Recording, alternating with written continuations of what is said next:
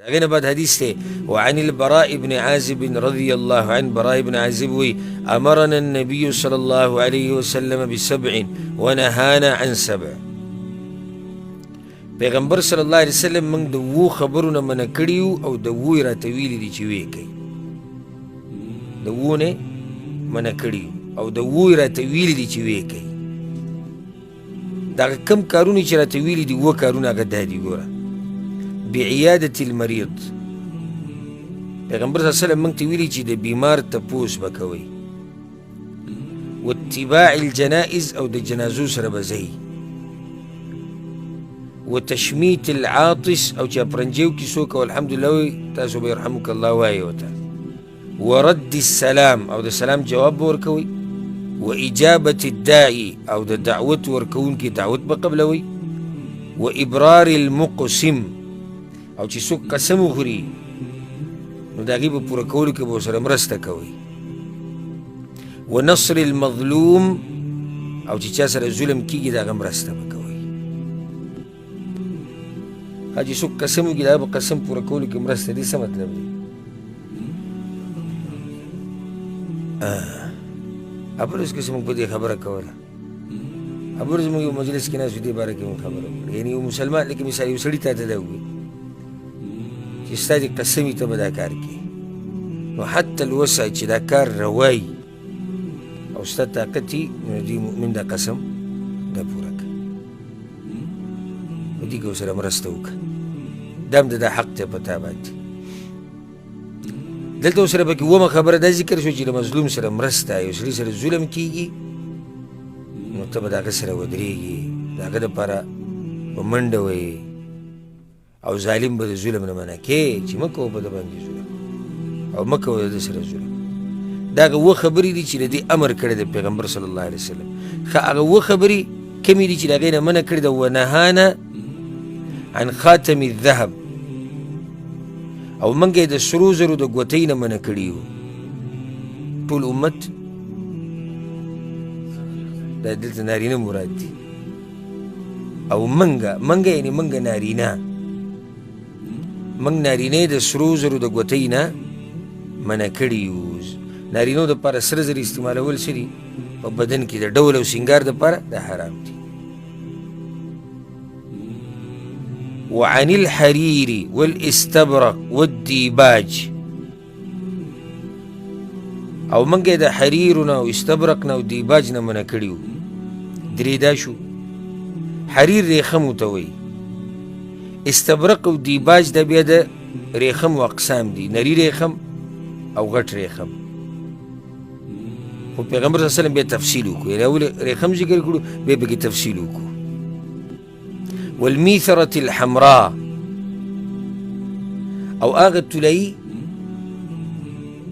چې هغه په دې سورلۍ په دې شا باندې اچولی کېږي او هغه د ریخمو نه جوړه شوي سور رنګي،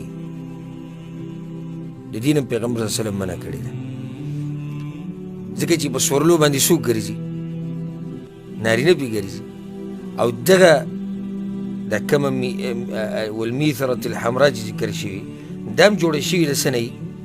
دا د ریخمو نه جوړه شوي، او دا د عجمو کې مشهوره وه. عجم دا کوم خلک چې عرب نه دي که نه، د دوی دا طریقه وه، په سورلۍ باندې به یې داسې مزېداره د ریخمو کپړې به وي دوه، په منځ کې به پکې مالوچ وردننه کړو، هغه به بیا پرې سورلۍ له پاسه اچولې وه.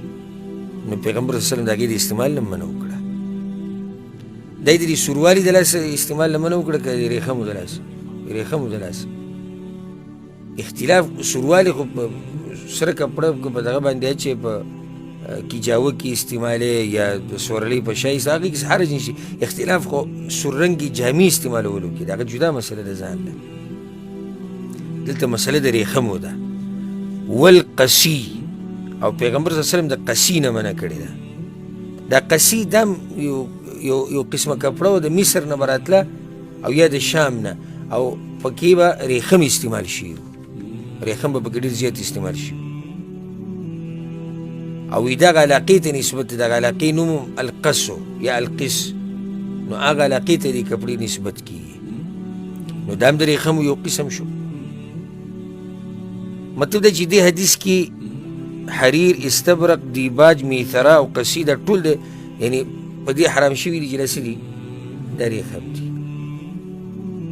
نارینه دپاره ګوره ریخم استعمالول حرام دي الا عند الضروره ضرورت په وخت کې استعمالولی شي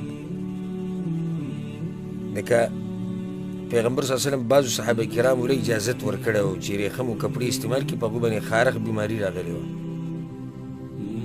د هغه بیمارۍ د ختمېدو پورې پیغمبر صلی الله علیه وسلم هغوی له اجازت ورکړه دغه شان یو حدیث کې راځي پیغمبر صلی الله علیه وسلم وایي څلور ګوتو پورې که استعمال شي څه خبره نه ده یعنی په پوره کپړه کې څو څلورو ګوتو په اندازې استعمال شي نو بیا څه خبره نه ده خو دغې نه زیات نه او د زنانو دپاره خو داسې دي د هغوی دپاره جایز دي وآنیة الفضه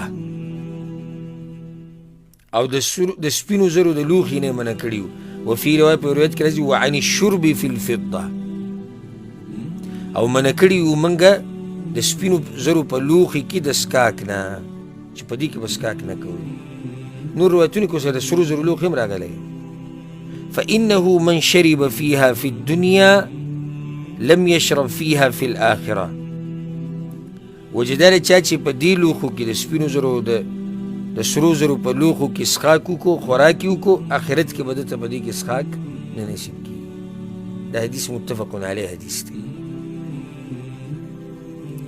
مقصدی خبره په دې حدیث کې څه وه نه اتباع الجنائز نه جنازې مسله خو وروسته روانه دلته بعیادة المریض چې د بیمار تپوس کول